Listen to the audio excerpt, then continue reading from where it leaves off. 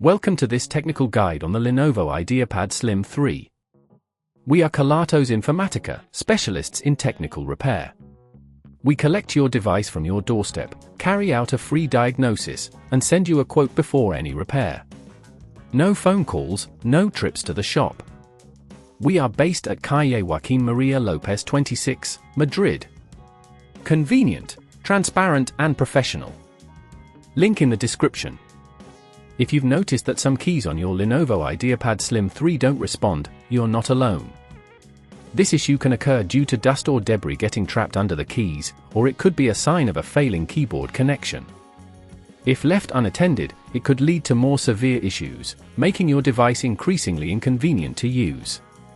To resolve this, you'll need a few tools: a Phillips screwdriver, a plastic opening tool, and a can of compressed air. First, let's safely open your device. Make sure to power it down completely and unplug it from any power source. Using your Phillips screwdriver, remove all screws from the base of the laptop. Keep track of them, as you'll need them later.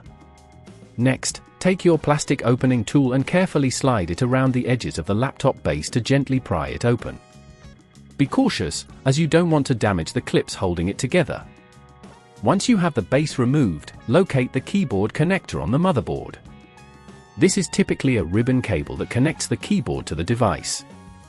Gently disconnect this cable by lifting the locking tab. Now, carefully remove the keyboard itself from the chassis. You may need to unscrew a few additional screws that secure it in place. When removing the keyboard, be sure to handle it with care to avoid damaging any of the underlying components. If at this point you feel it's getting too tricky, remember that at Kelatos we collect your device from your door and return it fully repaired. Once the keyboard is out, inspect it for any signs of damage or debris. If you see any dirt or dust, use the can of compressed air to clean it thoroughly. Now, to replace the keyboard, simply reverse the steps. Position the new keyboard into place, reconnect the ribbon cable by sliding it back into the connector and securing it with the locking tab. Reattach any screws you removed earlier to secure the keyboard. Next, place the base cover back onto the laptop and secure it with all the screws you previously removed. Finally, power on your device and test the keyboard to ensure that all keys are functioning correctly. If everything works smoothly, you've successfully completed the repair.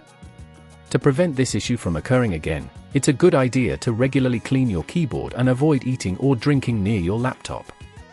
Additionally, consider using a keyboard cover to protect it from dust and debris.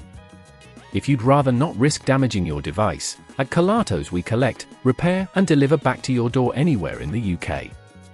Link in the description.